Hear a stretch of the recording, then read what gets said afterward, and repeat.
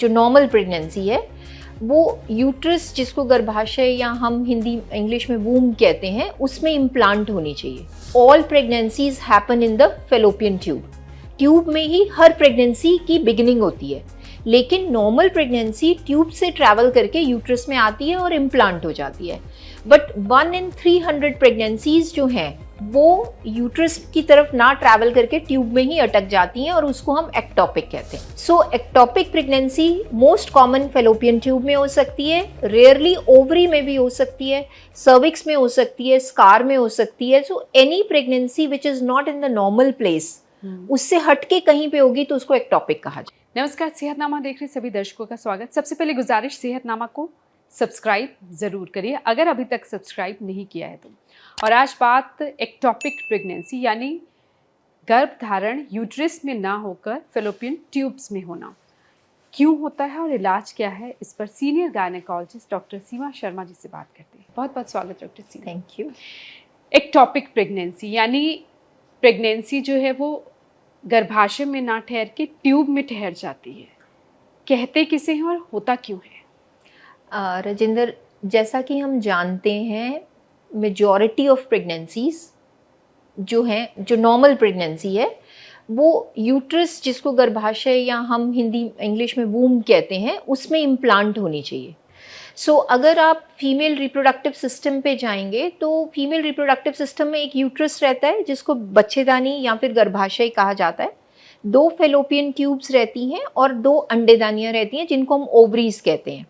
So ovaries, tubes and uterus, और uterus के lower half को हम सर्विक्स कहते हैं। तो ये हमारा फीमेल रिप्रोडक्टिव सिस्टम है।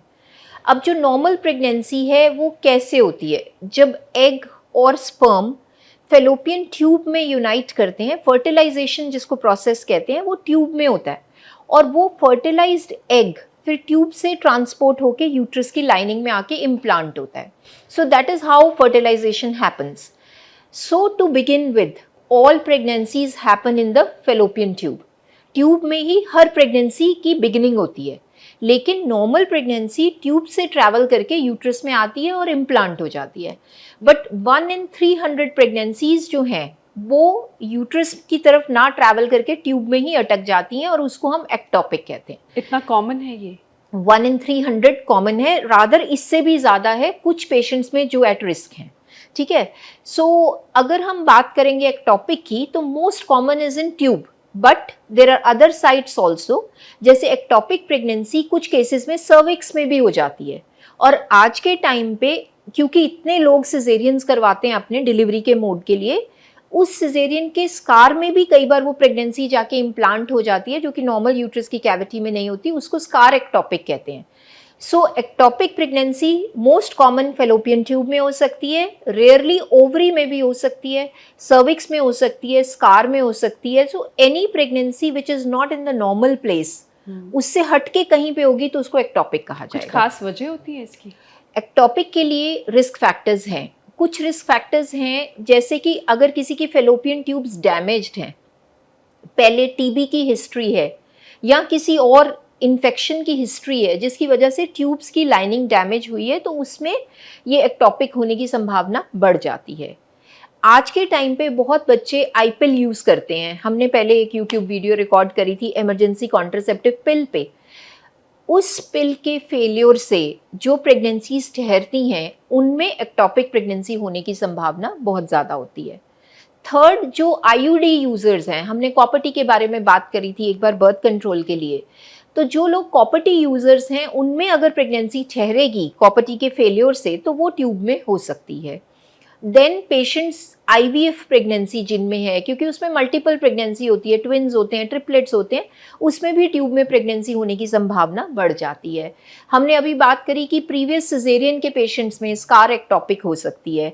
सो ये सब दे से सिगरेट स्मोकर्स में एक्टोपिक प्रेगनेंसी की इंसिडेंस कॉमन है। सो आजकल यंग गर्ल्स बहुत सिगरेट स्मोकिंग में इंडल्ज करते हैं विच इज़ वेरी हार्मफुल, तो उसकी वजह से भी एक्टोपिक होती है। बिकॉज वो सिगरेट की जो स्मोक है वो आपकी ट्यूब्स की मोटिलिटी, मतलब उसकी मूवमेंट को अफेक्ट करती है, तो वो जो ट्यूब में से प्रेगनेंसी ट्रैवल होकर यूट्रस में आनी थी वहीं रुक जाती है। तो इसीलिए हम कहते हैं कि जो भी महिलाएं प्रेगनेंसी कंसीव करने के लिए प्लान कर रहे हैं उनको स्मोकिंग और अल्कोहल दोनों वर्जित हैं, मतलब they should not indulge into smoking and alcohol.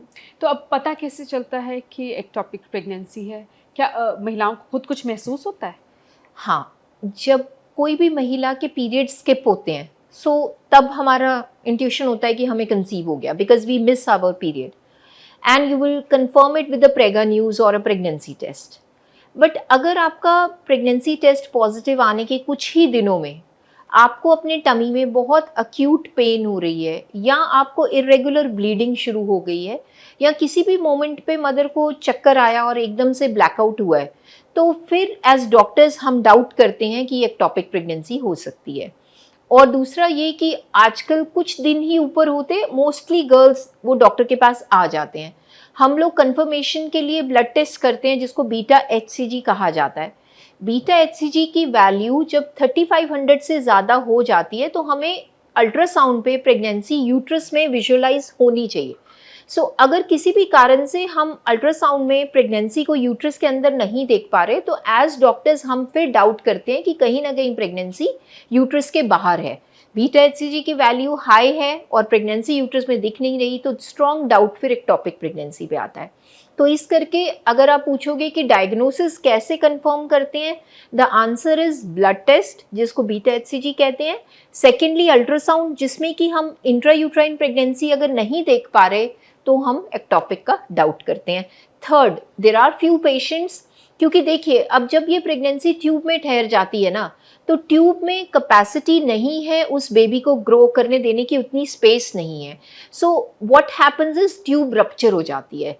So you can ask कि is this ectopic pregnancy dangerous? The answer is yes.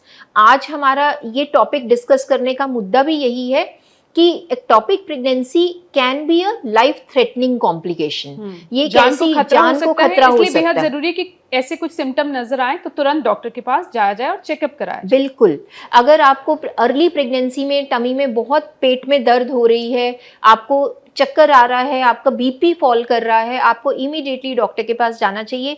अगर तो हम ट्यूब के अंदर ही उस प्रेगनेंसी को डिटेक्ट कर लेते हैं तो हम पहले ट्रीट कर सकते हैं, पर अगर एक बार ट्यूब बर्स्ट हो गई जिसको हम ट्यूब रप्चर होना कहते हैं तो फिर हमारे को सर्जरी करनी पड़ती है, वो ट्यूब रिमूव करनी पड़ती है। पेशेंट की लाइफ को सेव करने के लिए हमारे पास कोई ऑप्शन नहीं। उसके बाद तो फिर माँ भी नहीं बन सकती, ऐसा है? फेलोपियन ट्यूब अगर आप रिमूव कर देते? नहीं, थैंकफुली भगवान जी ने हर महिला को 2 फेलोपियन ट्यूब्स दी हैं। तो अगर एक ट्यूब रप्चर कर जाती है हम लोग सर्जिकली ट्रीट करते हैं, दूरबीन के साथ लैप्रोस्कोपिकली उस रप्चर ट्यूब को रिमूव कर देते हैं। तो जो दूसरी हेल्दी ट्यूब है उसके साथ महिला के कंसीव करने के चांसेस ऑलमोस्ट 90 to 100% हैं। तो इसलिए ये फियर पेशेंट्स के मन में रहता है कि मैम हम ये सर्जरी नहीं कराएंगे क्योंकि फिर हम कैसे प्रेग्नेंट होंगे। उसका आंसर है कि एक ट्यूब के रिमूव करने से नुकसान नहीं होगा, दूसरी ट्यूब से आप कंसीव कर पाएंगे। अब एक सवाल और जो जहन में आ रहा है कि कितना वक्त लगता है फेलोपियन ट्यूब से यूट्रस तक ट्रांसफर करने में? सो देखिए नेचुरली कितना टाइम लगता है? सो नॉर्मली क्या है कि डे जब कंसीव हुआ उसके विद इन 4 days और 4 to 5 days जो वो प्रेगनेंसी है वो यूट्रस के लाइनिंग में इम्प्लांट हो जाती है। हाँ, तो इसी करके कई बार जो ये एक्टोपिक प्रेगनेंसी ट्यूब में ही रह जाती है, around the time of your missed period patient rupture के साथ आ जाता है। So early it can rupture.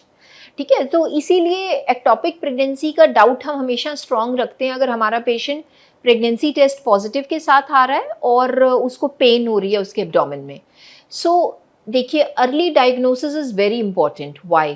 Because early diagnosis से हम इसको मेडिकली टैकल कर सकते हैं, हमें हर केस में ऑपरेट करना ज़रूरी नहीं है। सो एक्टोपिक प्रेगनेंसी की कंजर्वेटिव मैनेजमेंट है, मतलब नॉन सर्जिकल, मेडिकल मैनेजमेंट है और सर्जिकल मैनेजमेंट है। There are 3 ways to manage it. अगर हमें लग रहा है कि ट्यूब में प्रेगनेंसी है बट बीटा HCG वैल्यू बहुत कम है और हमारे पेशेंट बिल्कुल स्टेबल है और मेरे फॉलोअप करने से बीटा HCG की वैल्यू अपने आप ही फॉल कर रही है, तो शायद मुझे कुछ भी करने की ज़रूरत नहीं है, बट मुझे पेशेंट को क्लोजली मॉनिटर करना है। अगर बीटा HCG की वैल्यू हाई है, ट्यूब में सैक दिख रहा है, फिर हम इंजेक्शन देते हैं। देयर इज़ वन इंजेक्शन जिसका नाम है मिथोट्रिक्सेट। उस इंजेक्शन के साथ ये प्रेगनेंसी वहीं के वहीं डिसॉल्व हो जाती है, तो सर्जरी की नौबत नहीं आती है in more than 90% of the cases.